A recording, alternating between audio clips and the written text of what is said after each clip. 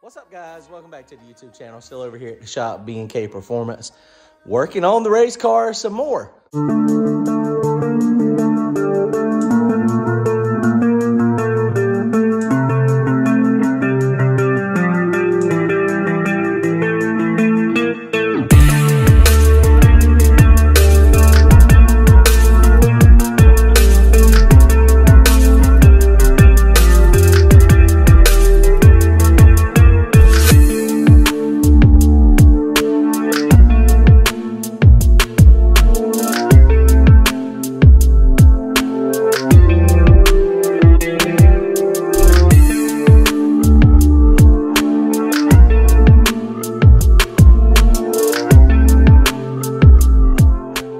So it is now officially race week. Actually, I guess yesterday was officially race week. It's Monday when I'm doing this video. So we're making progress. We made a lot of progress last night. So tonight, hopefully, maybe we can get fire in the hole and get this thing started up. We'll see what happens. Let me show you what we got going on. Don't forget to go to turbojohnracing.com, grab yourself some merchandise, comment, like, and subscribe. Thanks, guys. All right, guys. So let's address the first thing. I couldn't sleep last night. I was up all night trying to figure this freaking shifter out, why it was automatically doing what it was doing. Now, I had that happen one time at Thunder Valley. Couldn't remember what the problem was, but I think I do remember what it is now. I think it was one of those times I was trying to shift based on time, and I had it on 0 time. And then, so as soon as you hit ignition, 0 time, boom, it shifts. That's not what my problem was. So if you look, this output, this is the old normal harness. That B12 is where my shifter is. That H stands for it sends 12 volts. So when I was wiring this thing up, I didn't look at my computer, and I automatically assumed that I was sending a ground. So we got this one. That's the input, output. That's the one that goes to that harness. And then we got this black wire here that goes to red. And guess what the red wire does? Red wire goes to the constant power. So now this one is supposed to be supplying a power. So it is possible that, I guess, even though it's not supplying a power, when it's off, I guess that circuit is still activated somehow. And so it was supplying enough of a ground to open the solenoid so that it would shift. So simple solution, all I gotta do is take the red wire and go to the black terminal. Man, that's gonna really confuse me later. I might want to redo that wire and just make it black. That way I'm not confused. And so also I don't get a bunch of comments when people look and you know, man, why do you have a red wire? Man, that just brings back my red wire on everything, doesn't it, Keith? Yep, sure does. So you see, red wire on everything, even red wire on the ground. I'm gonna cut that off and do it properly just to save myself some headache later, and potentially some headache for anybody stressing out when they see that red wire going to the negative terminal. And what's really funny is JW made the comment as I was looming all this stuff. He said, man, don't you think you should probably wait until you check everything to make sure everything works before you put wire loom on everything? I said, nope, it's fine. It's perfect. I assure you. He was right. I should have waited. So that's done. We got this mounted up. Fuel cell's done. CO2's done. Shifter's done. I was able to work on the brakes last night. This brake caliper over here where I ground it was a little bit at a different angle. So it was kind of binding up. So I got that fixed. So now the biggest thing I gotta do, hey doggy doggy, hey puppy, hey puppy. So the goal today, what I gotta get done today is that cross brace. The cross brace we are going to notch so that we can get the drive shaft in it. Once we get the drive shaft in it, we're going to get this thing started up. Well, I still got to do the oil lines and the oil filter. So we got work to do. Let's see.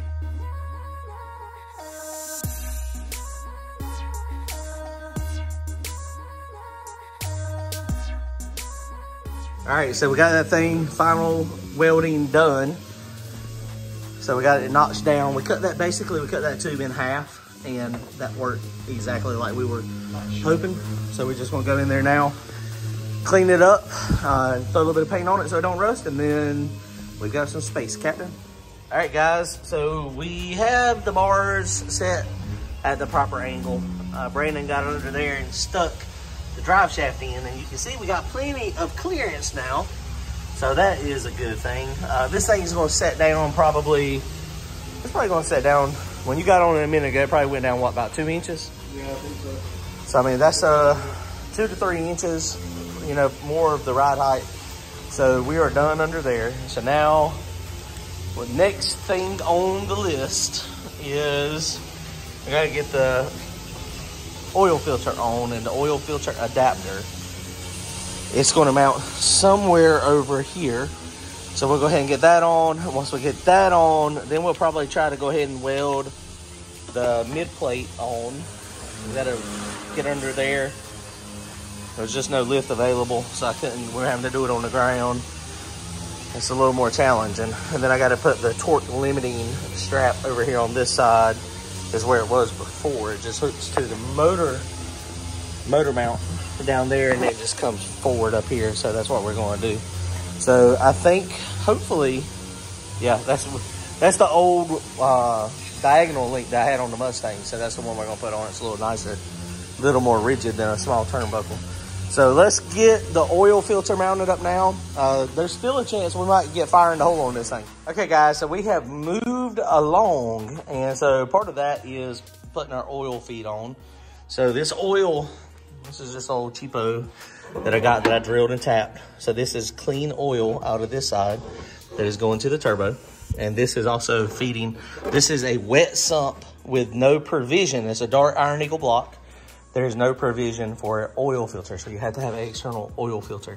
So this line goes down off the side of the block at the back bottom, and that comes straight off of the oil pump. It goes through the filter, and then it comes up here. So one of the things that is a nightmare on this thing is getting that number 10 line tight. It is way down there, so we can't get a wrench on it. So most of the time I'll put that on when we're putting the engine in the car, or like if we take the heads off of it, the heads ain't on it, or if the intake's off, then I can get to it easy. So we're fixing to take the distributor out, well, which is a cam sync, not really a distributor. It's a cam sync, which, well, actually it is a distributor. That is a Vortec distributor, minus the rotor and minus the crab cap for all the spark plug wires. But you can get that stuff from like EFI Connection. I actually got that off of eBay. So let's take that off, and that should give us enough room, hopefully, to where we can get to our line and we can tighten that thing up.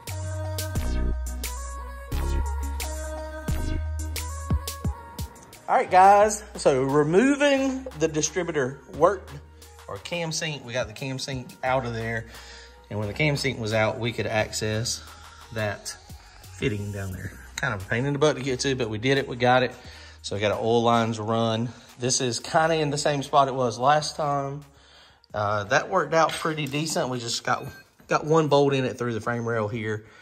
So that worked out pretty good. This really needs like a 90-degree fitting on it. I twisted the line and then tightened it up here. And so we were good. So like I was saying, the oil comes into the bottom port down there. It's filtered through the filter. We got filtered oil going to the turbo, and then we have filtered oil going back to the motor. So that's what we're doing there. So that turned out really nice. Really happy with the way that turned out. We got our throttle cable assembled. This is a little different from last time. I ended up ordering a cheap cable kit off of like Amazon. It was like legit like 15 bucks. And so it really wasn't gonna fit the way we wanted it to. So we modified this cam here, put a bolt through here, put this through here. And now we got this come through and going through to the pedal. And that actually worked out kind of tricky. We had a brake fitting that fits the cable perfect. And then of course that, I don't even know what it is. I guess it's a cable cinch of some sort. That little brass fitting, it's got a little Allen head screw in it. So I can't quite reach the pedal there. It's really close, but we are going to have to come up with a way to extend the pedal a little bit. And I need a throttle stop on it. Brandon, press that throttle real fast. It's nice and smooth. Okay. So we got full articulation. We had to adjust it a little bit. We had a little tight, and I think we were going to have a little bit of a problem with some wide open throttle pulls. It just wouldn't have come down. It would have probably been like 2,000 RPM, which probably, it's not too bad. The other thing that we it's not going to be an issue. It's just something we're going to have to be careful of, is this is a pretty big head. It's just a 7/16. What we did is we took a drill and modified it so that the cable would go down. But that bolt it's about a 1/4 inch from this bracket here, give or take, 1/4 inch, 1/8 of an inch. But if that thing gets loose and we mistrack this, now it's got red Loctite and a Loctite on it. But if it gets stuck like right here at the end of the pass, I'm gonna need to be grabbing that kill button pretty fast because that could be a little sketchy. So I don't think it's gonna be a problem though. Not really the best way to probably do it, but it is what it is. It's gonna work. It'll probably be fine. That is actually gonna be the next t-shirt that we come out with. Somebody else mentioned that. Apparently I say that a lot, that it's probably gonna be fine. Like the back of my head that I scraped on that rusty quarter panel and got a nice little gash and blood and a scab. It'll probably be fine because I had a tetanus last year because I started working on this thing.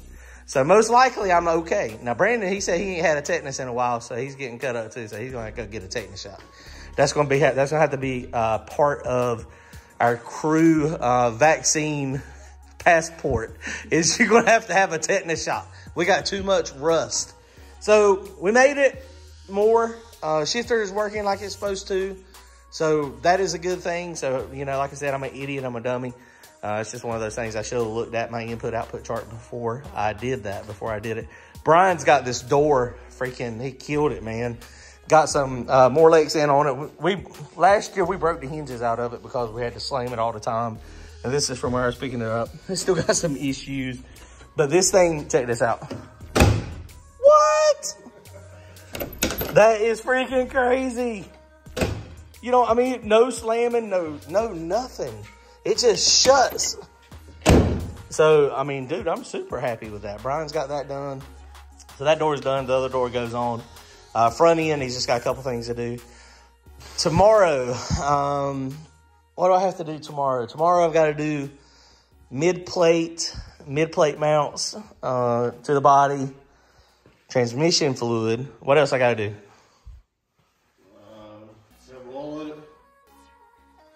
It's got oil. It does not have transmission fluid. Oh, I need to drain the water off the oil because it's from last year. Yep, I need an 1/8 inch NPT plug. I got to get a couple. We need some, so that's what I need: 1/8 inch NPT plug and some 3/8 inch line. A lot of people run that little 1/4 inch stuff, but I have found that the blow off valves are more responsive with a bigger line, so I run the 3/8. All the plug wires are done. All this is good. In the car, it looks like a bomb went off, but you know, it is what it is. We just got some tidying up to do with the tools and supplies. So I guess we are done for tonight. Randy's gonna come over tomorrow night. He's bringing some line for this. I ordered bungs to go from this catch can to here, so I'm gonna have to take the valve covers off and weld the bungs on it. That's got to happen before Saturday or before Friday is when we're planning on leaving. So we'll see what happens, guys. We are done for tonight. Maybe in the next video, this thing will be cranked up. That's the game plan. We'll see what happens. Y'all comment, like, and subscribe. We are on track. We're looking good unless we have some issues when this thing cranks up, which I'll let y'all know. The thaw out, Darlington Dragway this weekend. Y'all come see us. Later.